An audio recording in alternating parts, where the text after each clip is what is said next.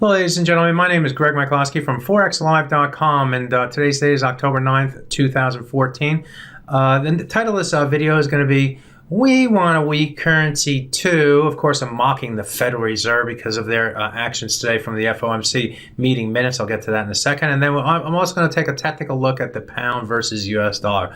So what did the Fed do today? The Fed threw cold water on what was a nice little rally in the dollar and a hopeful rally into the end of the year, and where we can make some money off the dollar moving to the upside, because fundamentally things are better here in the United States. Well, the Fed didn't think so. The Fed is going to be a worrywart and complain about export growth. They're going to complain about inflation. They're going to complain about the employment situation. If only the the ECB had the same problems as the Fed, they would feel okay. But of course, the Fed, maybe rightfully so, has concerns. They don't want to cut short the recovery. Certainly don't want to stop, have the stock market move sharply to the downside, or interest rates move higher. And anyway, it is what it is. So what we saw was the dollar get weaker in trading here today, and I don't think there's any central bank that wants a strong currency. We have we know the Swiss National Bank, that's a safe haven currency, so they don't want a strong currency. They want a weak currency.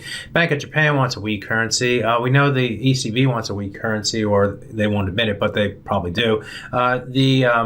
Australia wants a weak currency, and New Zealand even wants a weak currency, even though they're raising rates. And so all these countries want a weak currency. The UK, maybe they're the ones that don't necessarily say that they want a weak currency. Maybe they say that they're not going to tighten anytime or as soon as maybe the market thinks. But they've also said, through the last few months that they were thinking about tightening in the future. In fact, some of the members of the MPC, the Monetary Policy Committee, actually have voted to have rates increase now. So maybe that's a currency that should do better against the dollar.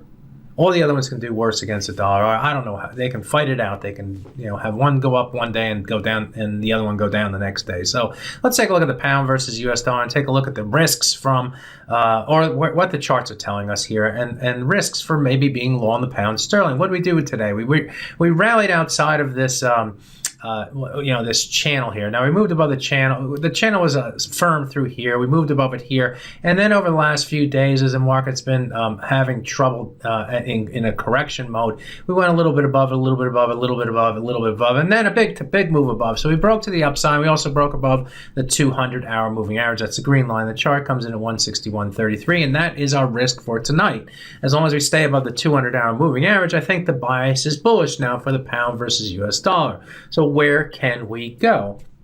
And I have outlined here this 162.18 level, 162.31 level, 162.37 level, which is a 50% retracement of this move to the downside. Where do we get 18 and 31? Well, if I go to the daily chart here and I take a look at the history of the daily, and if you kind of blur your eyes and you look at what's above the yellow area and what's below the yellow area, we were below this yellow area here, and then we start to move above, and we had instances where the market moved higher here and came down, moved higher here, came down, moved above here, and then came down. We went a little bit below these lows here, but we did it again here, and so this became sort of the dividing line between bearish and bullish, and that's where that was developed. And then lo and behold, we came here to the Scotland referendum weekend of September 5th, or Friday, September 5th, and the market closed at the 79 level, just near the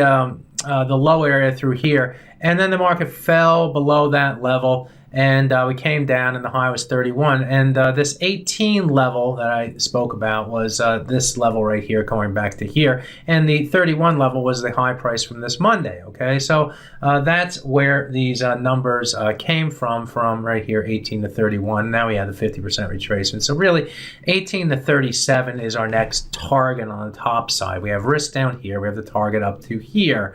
And above that level, we can go up to the 78 or the 87 level, which is this high right here, and we can also go to this low right here. And we do kind of the same thing, yellow type of thing, where if you look back and you see well, you see this gap right here at the 79 level. This is from the Scotland referendum. We came up to that level. We went a little bit above it. And off the hourly chart, you can kind of see where the market kind of divided itself between bull and bear down here.